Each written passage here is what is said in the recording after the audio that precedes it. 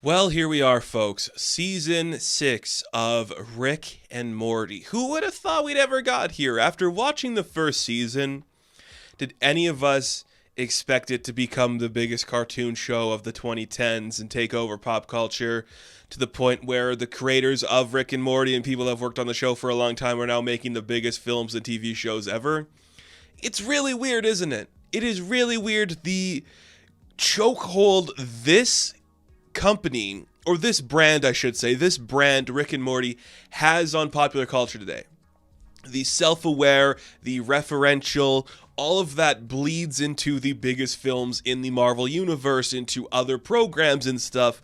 It's very fascinating because Rick and Morty also kind of hates the MCU for some weird reason, and sure, it might be playful, but it's also not playful, and it's all infuriating, and everything's annoying, and we have season 6 of Rick and Morty. It was 10 episodes. They actually got them out on time for once, and I don't know, something about this show, it's so contradictory to me.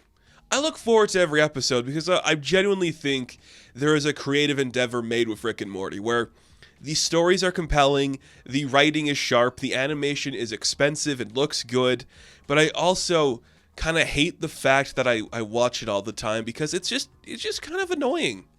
It does upset me that some of the stuff it does and how it talks about itself and talks about its audience and talks about writing and story, and some of it just annoys you. And I think this was like a good follow-up season to a very mediocre season 5. Season 5, in my opinion, was one of the weaker seasons because it just didn't know what it was tonally doing. The writing wasn't as sharp. The subtext wasn't as strong. This season definitely plays off better than that one. Not very much, though. There's a couple things of note that really did weird stuff to me this season. The first one I really noticed was later on during the show, in the final episodes, and I don't know how they record their stuff. As the show progressed, I really started to feel Justin Roiland not doing the best work with Rick's voice in particular. The middle half onwards, you're just like, okay, he's just doing the beats. There's no strong narrative flow for Rick's character, and that shows in the voice, that shows in the stories we do with him. Not much to really egg off of and just have exist. It doesn't feel compelling. And another thing this season, I think does well, but also just kind of becomes the grip of it, is the callback to previous seasons. I can't really remember like everything that happens in every specific episode, but most of them have a callback to another event or character or theme that happened in a previous season. We have an entire episode about the vat of acid joke that happened. We have an entire episode about Roy the game. Space Beth's in almost every episode. We call back to the earlier seasons with the real worlds of the characters we know. Story Lord returns. All of those things, they return in this season. I guess as some sort of like, we've done so many of these shows now. Rick and Morty has been happening for so long that we're going to get self-referential eventually. That they've reached that point. It's just very bizarre to me. And I honestly think it's that thing that The Simpsons had happen and the thing that Family Guy had happen. The original people that worked on the show no longer do the story, so the generation that's doing it now are fans of the show and are trying to write their stamp on a character or idea that the show has already expressed.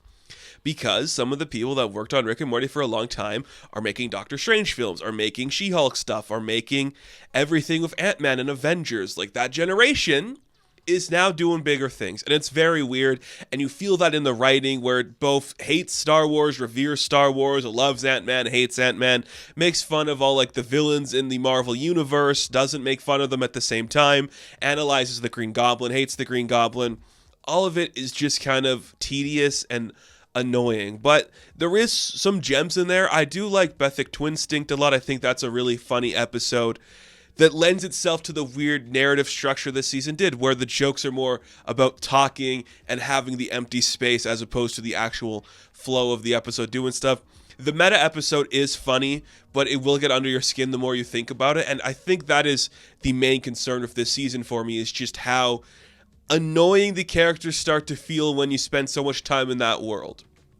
Yes, it's funny to do jokes about Star Wars, but to shit on it for a minute straight, is that funny or just annoying?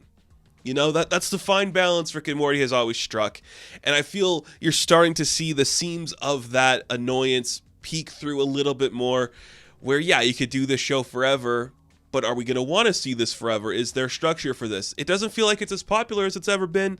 The discourse doesn't feel as strong. And maybe that's just because it's overstayed its welcome already, which is very possible. But the writing is still pretty sharp. There's certain things in there that do work, certain elements that are fun and exciting to see. The parodies they do make, not as annoying as other ones. The Die Hard parody, on the nose, it's fine. I don't hate it. But sometimes it just doesn't get the mark right. There are some good moments, some stronger ones than others. Of course, that's with anything. But overall, this show, it continues to have a place in pop culture that can't be deterred, but also is kind of like the MCU in that way. And I know people are like, why are you comparing this to the MCU? Because there's a huge connection between the two. Dan Harmon, creator of Community, worked with the Russos. They went to the MCU. He makes Rick and Morty, works with Loveness and Waldron and Gowan. They go to the MCU. There is an intrinsic connection between Harmon and the MCU, and you really feel that there's a disdain and admiration for both sides of it. It's such a bizarre feeling. And it's also in like a phase 4 that's very divisive with so much content.